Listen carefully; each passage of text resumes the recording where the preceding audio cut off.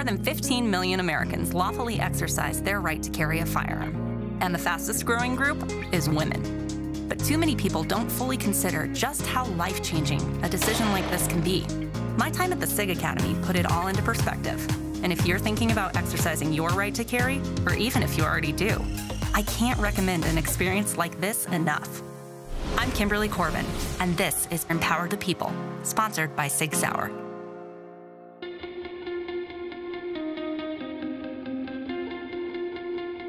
Unfortunately, we live in a kind of a dangerous world.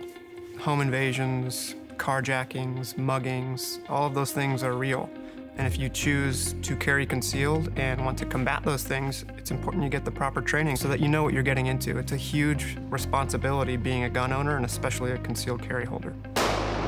I knew the laws surrounding it more so than anything. I think I looked into the legalities of firearm ownership for far longer than I did what I would actually want to carry or if I would want to carry. I was shooting a pistol and had them in my home for about 3 years before I actually felt comfortable enough to carry. When you have to dig through the hidden reports in the media of people who have used a firearm in self-defense, it is oftentimes off-duty officers or somebody who has had that extensive training and has gone through all of that before they get to that point.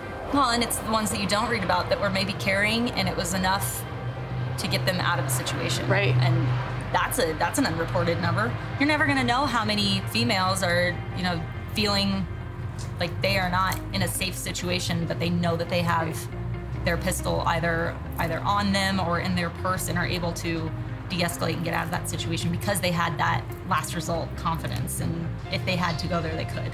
Domestically in the United States, concealed carry is key. I don't want anybody to know that I have a gun on me, and I think that's really important. And there is a big difference between a gun that's just covered and then a gun that's actually concealed. That way, heaven forbid we ever had to use them, it's a complete surprise to whoever we're having to use them against. A lot of women shy away from carrying on body because they don't want the gun to define their wardrobe choices or their style or what have you. Downsides of carrying in a purse or something if they don't want to do a belt, because I know a lot of my outfits just they plain don't have belt loops or it's a dress or something like that. I think the downside to carrying off body is that wherever you've placed that gun now has to stay with you wherever you go. Right. So you cannot just leave your purse lying around somewhere because you're leaving behind your gun. Also, if people are going to purse snatch or you forget it, those people now have option or the ability to gain access to your firearm. Right. So those are the downsides to it. And these are great things to consider. And like we always say, the decision to carry a gun is a life-changing decision. Yeah. All of these little things that you're bringing up, I'm so glad to hear that you're actually thinking about them, because most people don't. They got their concealed carry license, they strap that gun on every day, and not taking in all of those other aspects of their life and how it should change. Right. It is extremely important to think about those things and then do what's right, not just for you and for comfort, but for your family.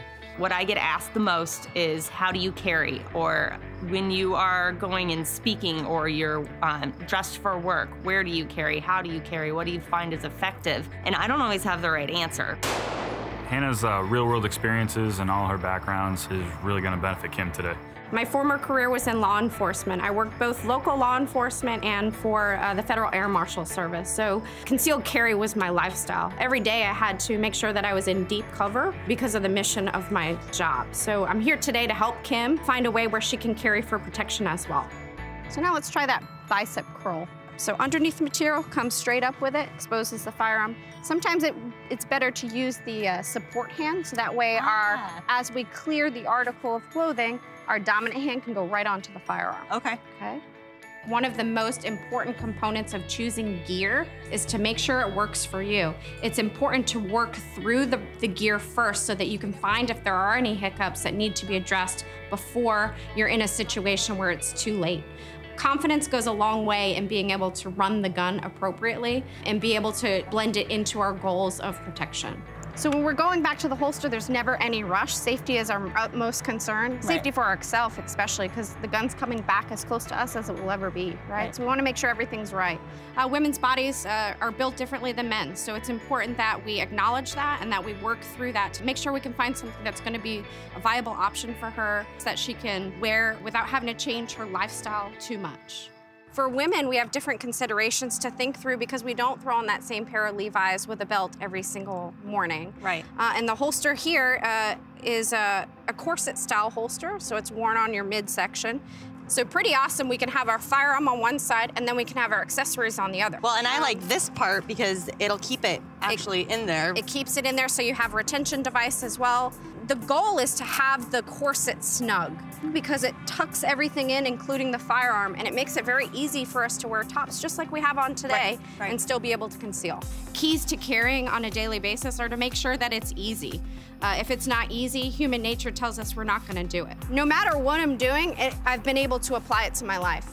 I can go hiking, I can go out for a jog, I can throw it on to go to the grocery store, and I forget that it's on, and I don't have to worry about any of those malfunctions occurring behind my equipment. Right. Yeah, I like where this is centered. Yep, and we have that ability to dress the way we want to dress. Yeah, so. I mean, these are my mom uniforms, so that's it. Again, we want to be able to find something that applies to our everyday life, because if it doesn't, we're not going to do it. Right, so. right. I loved that everybody not only talked about practical application, but the morality of using a firearm, because we take carrying very seriously, and we know that we're doing it to protect ourselves. And I loved that that wasn't an absent part of our conversations or our trainings. We have the right to defend ourselves and other people, and that's a huge responsibility. The flip side of that is the moral aspect of it. Just because we can, does that necessarily mean we should? Right, it's a pretty gray area, right? Again, I can't answer that for you or for anyone else. It's totally subjective based upon your own life experiences and the situation that you're in. But these situations unfortunately do happen in today's society. You're well aware of that. Luckily for us, we have the opportunity to defend ourselves, but again, not always the best option. As a mom, what was your takeaway? We didn't just learn about firearms or how to use them, but it was all the things that should lead up to not having to result to that, because it's a last defense. And as long as I am carrying, I need to be doing it the right way and knowing as much as I can about how to properly carry. And at the end of the day, that's who I need to defend. It is a total mind shift where you are always looking to protect your kids. And this is the best way that you can do that. Nice. Awesome.